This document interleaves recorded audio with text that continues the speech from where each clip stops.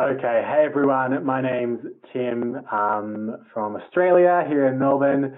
I want to start before I introduce myself and get started, I just want to acknowledge that I'm standing here on stolen land. I'm on the lands of the Wurundjeri people of the Kulin Nations, and I want to acknowledge that their sovereignty was never ceded. And I've just put some photos of the screen on some of the places I've lived just to acknowledge that I've always lived on stolen land. And I'm going to be talking about technology today, and technology plays a really important role in continuing colonization, sadly, but also resisting colonization. So as has already been said, my name's Tim. I am a researcher at the University of Melbourne in Australia. I'm a researcher in the School of Government looking at regulation and design, and I'm also a PhD student in the School of Engineering looking at digital mental health technologies and privacy. So this is, I guess, the formal topic of my talk, privacy from laws to norms, how privacy can influence design. It's not the fun version of the name of my talk, but I put this up here just in case if there's anyone who knows me here. And you can also follow me on Twitter and tweet along as we go. Today, before I get into the presentation, I just want to give you a bit of background about one of the case studies I'll be giving. I give this talk a lot to different groups and sectors. And because this is about healthcare, I'm going to use the Australian government's My Health record, which is very similar to your shared care record in the UK. It's a record where general practitioners can upload a shared summary onto a national record that other treating clinicians can access. And it went from an opt-in model to an opt-out model at the start of last year. And it was very controversial around privacy. So I'm going to use this as an example throughout the presentation to really tie this into some healthcare stuff, because a lot of it's going to be theory, some of it's from my own research with mental health service users. So this is the actual presentation title, and I need you all to be awake. I know it's like 10 a.m. there, it's 7 p.m. here, and I am full of coffee, so I'm hoping you've got coffee, because we're going to have a little bit of fun. We're going to have a bit of a pop quiz. So you need to participate. Because I said so, and I've got presenting powers, so I hope you're ready to participate in the chat box. So what I'm going to do is I'm going to give you a statement. And if you agree with the statement, I just need you to put the letter Y in the chat box. So Y for yellow. Really, you can put whatever you want in the chat box, but I'm going to give you an example.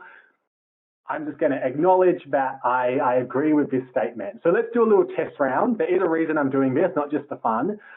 So first thing, can you put a Y in the chat box? Also, this is confidential, so don't worry if any of these questions you don't want anyone else to know. We're all friends here.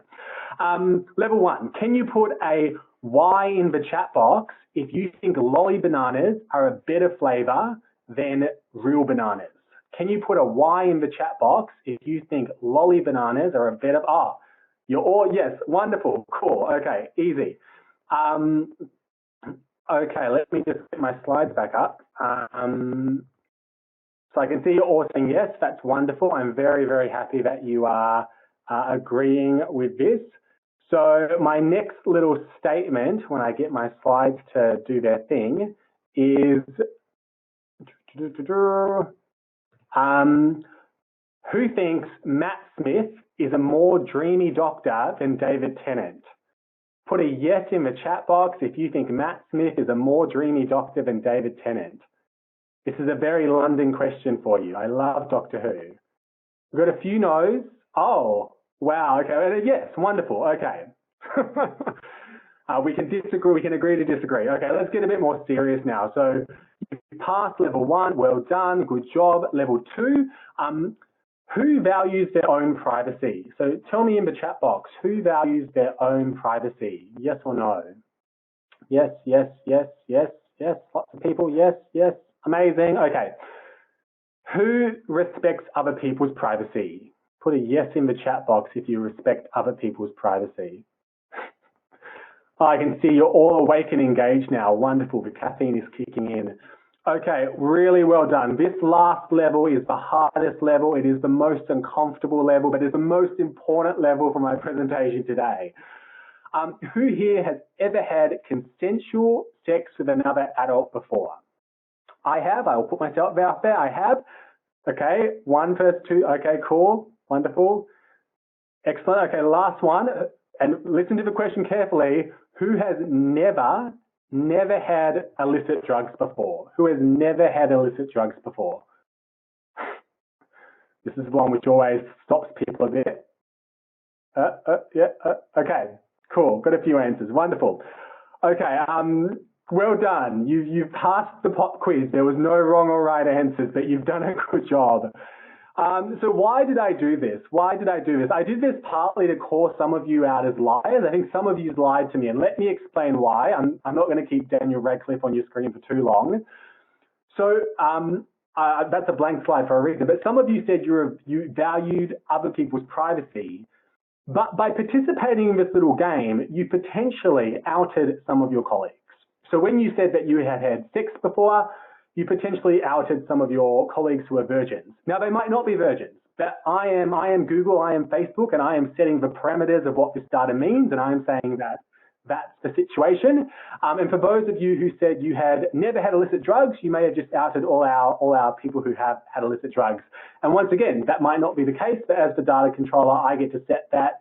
And it's a pretty safe place to say that, but you know, if I was the FBI or the MI5, you might not be as comfortable with me setting those data parameters. And the reason I do this is I like to start my presentation off by getting you thinking about more than just the individual perspective of privacy. So much of our cultural narratives around privacy in the West are about individual privacy, individual rights. But what I want you to start thinking about from now until forever is that privacy is a group concept. It's a social concept. The way we interact in the social world impacts other people's privacy. And that sometimes and artificial intelligence and big data make this even more complicated because I can choose any one of you and get maybe a few data points about you. But if every other person like you has given me more data, I can start to make assumptions about you, even though you may not have signed in or opted in to be part of whatever I'm deciding to do. So I just want to set the ground, because if we can't acknowledge that privacy is a group concept, it's hard to go any further than that. So these are some of the things I'm going to cover. I've got bucket loads of slides. I'm going to talk really fast because that's how I talk. It's not an Australian thing. I'm from Tasmania originally. Maybe it's a Tasmanian thing. So why do we care about privacy? Why do we designers care about privacy? Partly because we're told we should. There's this thing called privacy by design. It started in Canada, and it says that we should design privacy into our systems and processes. We shouldn't wait for a privacy breach and bring in our lawyers. We should design it in from the get-go. However, I would argue that most of privacy by design is actually engineering by design. That it's all about how do we engineer our technology to be privacy preserving using things like privacy enhancing technologies. I would say that most of privacy by design is actually not designers. And I would say a lot of design work at the moment when it comes to privacy is really about doing. How do we have a tick box form that someone can read better, or terms and conditions? It's not really what I want you to do at the end of this, and that's about questioning what is privacy? Why is it important? How do people define privacy? And that's what I hope this presentation will give you. So that's why us designers should probably care about privacy. Why do we care about privacy today, though, right at this moment? I would argue that we are in the very early days of the information age, and I'll have more on this in a moment, but we care about this because there's more data than ever. There's more to know about us. It's easier to access data. You know, back in the day before I was born, to get data about someone, you really had to go find it. You had to maybe put in an application to get it. You had to go hunt it down in a book, in a government office. But now it is so much easier to find data. So we care about how people get access and control that data. But what I'm interested in now is also, you know, why did we care about privacy in the first place? And why we cared about privacy initially, back in the old days, before any of us were born, is because we were worried about governments. And privacy is actually a very gendered term. If you look back to some of the initial writings on privacy, it was about men wanting to have their castle, their house as their castle, and not have the government intrude on that. It was not about women and children. It was about men having their private space. It's a very gendered term, but some really wonderful feminist writing on this. But this raises questions when at the moment, a lot of our privacy concerns are about private companies. And we have two very different narratives in society. When the government is looking for our data, it's very different to when Facebook's looking for our data. And I think that has many issues. But that's where privacy kind of started from. And I think that gives us, in terms of our institutions and our laws, I think we have a lot of kind of leftover crap that stops us from having good privacy laws at the moment. And a lot of our privacy is about the individual. It's about individual rights. It's about individual ownership of data. even if your country has a conception of ownership of data, in the Australian law, there's no such thing as data ownership. That's not how our law defines data, but everything about privacy in Western culture tends to be about the individual. And this was kind of really situated in the original writings about privacy. It was the right for the individual to be left alone or let alone. So I think we need to ground privacy in that space. It was also about control. A lot of privacy, even now, if we look at a lot of privacy principles, it's about an individual having control over their data. And I'm hoping from our little pop quiz that you will now get an idea of why that's not always the case. It's not just about you, but it's about the people around you, the people like you. And a big part of this was about the public and the private. Privacy was all about your private home, and then public spaces, it was a free-for-all. But more and more, our lives are being undertaken in public spaces. It's not I keep saying back in the day, back before many of us were born, you would maybe go to work and then you would come home. We didn't have the social cultural life in the West that we do now, and we didn't engage in social interactions as so much in open spaces. And now we've obviously got the online age, so the public space has become so much more important to our narratives around privacy.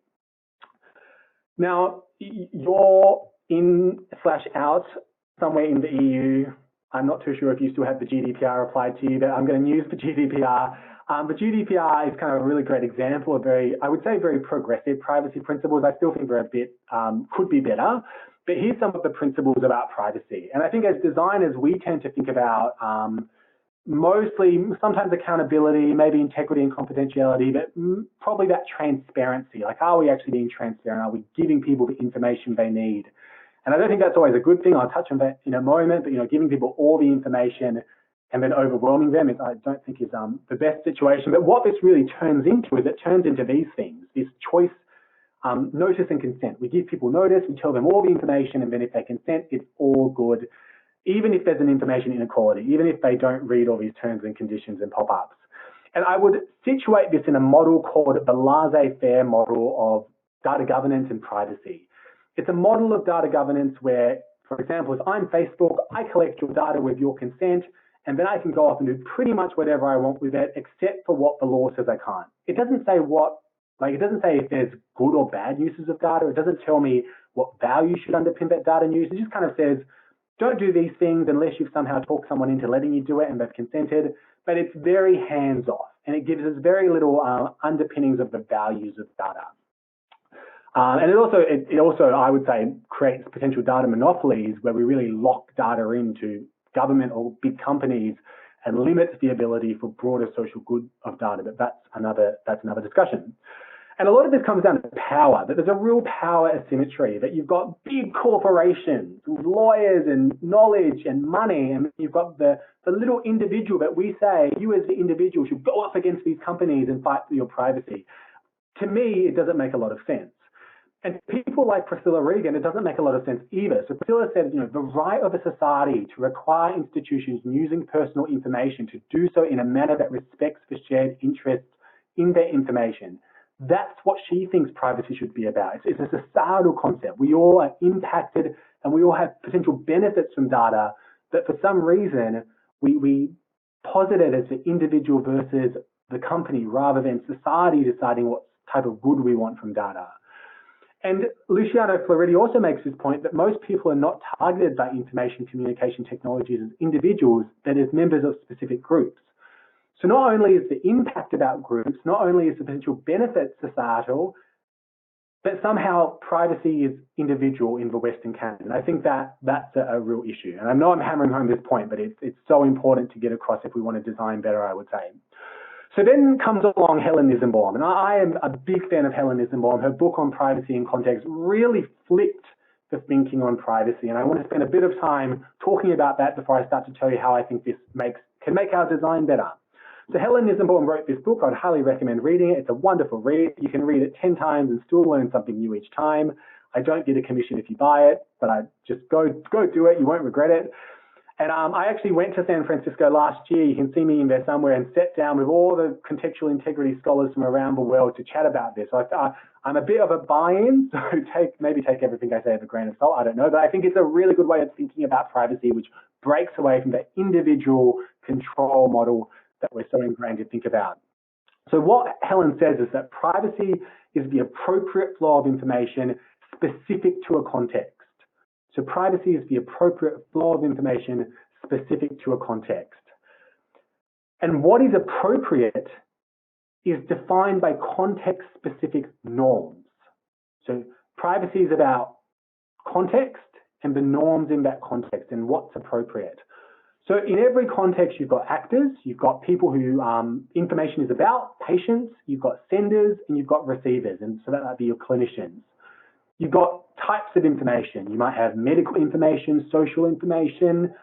In my research, I really look at sensitive information, such as trauma.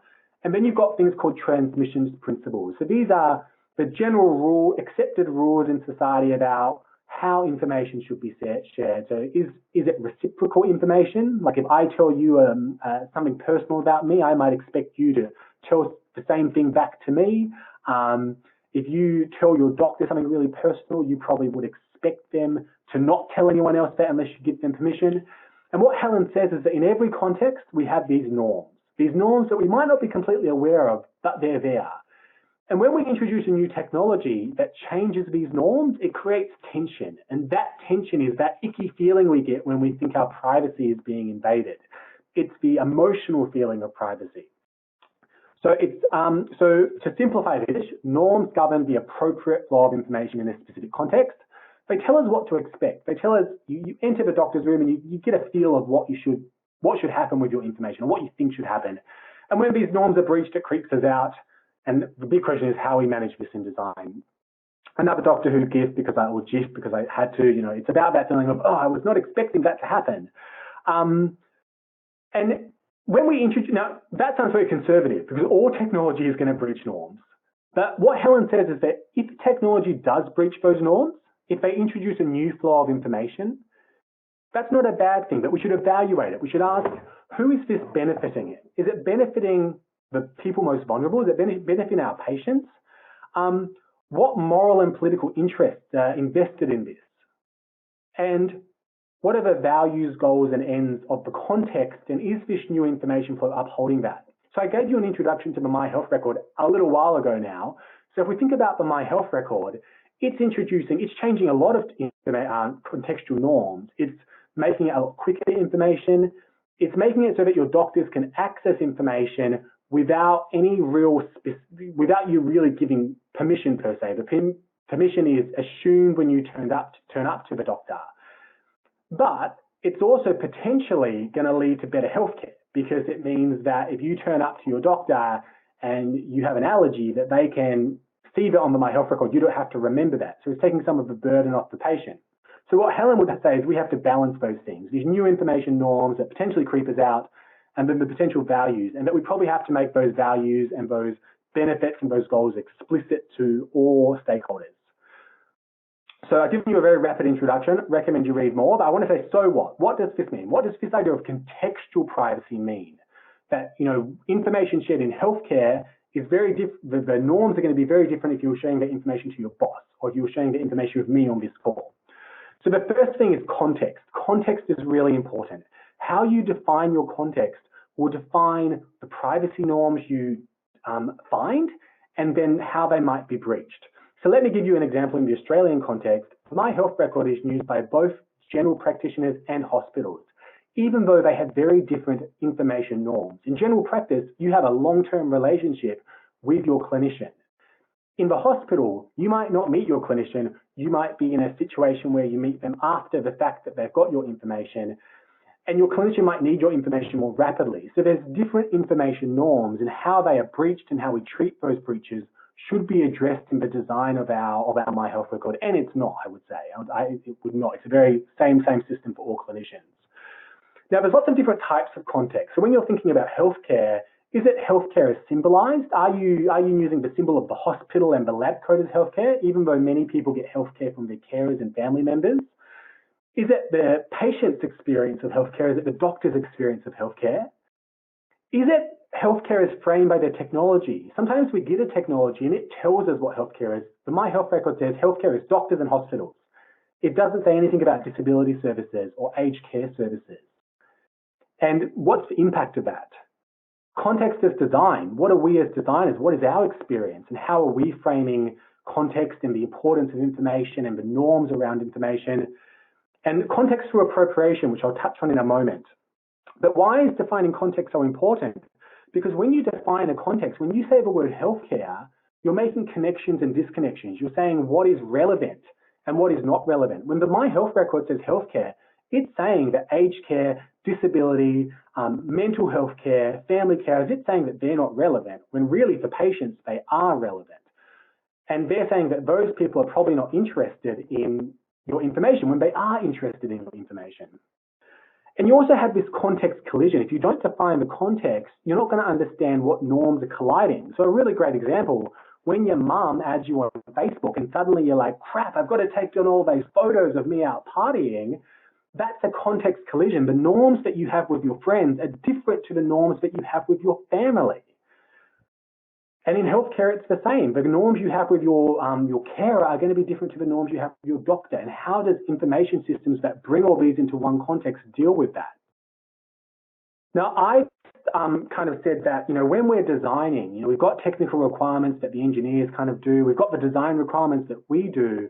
But all of this is also connected by norms and values. And we really need to understand, do we have a shared language of norms, especially when it comes to information? What is the importance of information? What is the value of someone's story? What is the value of different types of information? If we don't actually understand these for each context and the different interlinking contexts, that's when our technology might creep people out and create that tension. I've been working on this. This is from a paper I'm about to publish, which talks about emergent norms. That, when you introduce a new technology, people are going to appropriate it and create new ways of using it. So that even once, if you've created a technology perfectly and it respects all the norms, once you've introduced it, people are going to appropriate it and use it in lots of weird and wonderful ways. So the shared care record in the UK, we know that doctors are supposed to ask for permission before they access it. But for them, it's quicker, and we know this from some of the evidence from people like Trish Greenlag up at Oxford, it's quicker for the doctor just to open the record before the patient gets there. So they've appropriated that and created new norms. And what's the impact of that over time? And who gets to define these norms? So even now we talk about healthcare norms, that it's normal for the doctor to ask you for information and to maybe ask your permission. It's normal for the doctor to assume that you've given consent to information collection when you turn up to see the doctor. But who defines that? And I think that's a really potent question. And I would say that it's all about power and capital. And I'm a sociologist, so I talk a lot about capital, but I want to talk specifically about cultural capital. And cultural capital is the understanding about the way different contexts work. So doctors understand the healthcare system. They understand what happens with information. They understand the importance. Patients may not. And if patients don't understand all of that, how can they negotiate new norms? How can they say to the doctor, wait a second, what's happening with my information? Because it's the doctor with the power to say, well, this is just what happens. And there's some really great, and what Bourdieu, a nice French sociologist, said is it's about the feel for the game. If you don't have a good feel for the game, you're not going to be confident to challenge some of these norms. And when we introduce technology, patients might not have the language to tell us what norms are being breached because they don't have that feel for the game. There's some really interesting research from Shim. I put the reference down there and I'll send it out with the slides about health cultural capital, that some of the outcomes of healthcare can be attributed to patients actually not having the norms and language around healthcare to actually communicate their needs in the way that doctors are going to understand. And there's some interesting research coming out about technical cultural capital, that, technology and design is a language in itself. And if we can't actually find common ground with doctors and patients, then we're going to be breaching norms left, right, and center. And yes, it may align with privacy law, but it's going to creep people out and they're probably not going to use our services or products as we want them to. So what's the solution? I've got like 3 minutes and I'm going to solve all your problems. So seatbelts on, people. I think the solution is participation, and not just any participation, a very radical type of participation. So participation is a transformative concept. It is a way of life, a way of seeing the world, and a way of being in the world, according to Ledwith and Springett. It's not just a method. I hate it when people say, I'm just doing co-design. Participation is a whole way of doing the world. And how I can explain this to you is from Paulo Freire, who was a Latin American educator and philosopher. And you can read that quote, but I'm going to tell you his little story very quickly. He was teaching English in Latin American or Brazil villages. And what he found is that he was teaching English using very Western English cards, where you would have an orange and it would be like orange. Orange starts with O. And the people in these villages had never seen an orange before. So he went and created with them a whole new way of connecting their experience with language. So I think that's really important when we talk about privacy, about health, cultural capital, about norms. How do patients and how do doctors articulate these norms? And how can we then take that articulation and then bring them into the process of participation? Now, all of this is assuming that we agree that the current laissez-faire model of privacy is good. That, you know, as long as you're following the rules, everything's fine. And yes, some participation might help if we get clinicians involved, whatever, you know, we design it a bit better. But what happens in the long term? As I said, norms are going to change. We're going to have new technologies. So I've really been thinking about, you know, how do we go from the individual patient having the power to be involved in shaping norms to having communities involved and to having changing and challenging this individual model of privacy. And what I've landed on is that we need to reshape data governance. It can't be about, I take your data and as long as I'm not breaking the law, it's all good. I get to define all the norms. I think what we really need and what I've been advocating for is this idea of a data trust. And some of you in the UK may have heard of this. It's kind of where it emerged.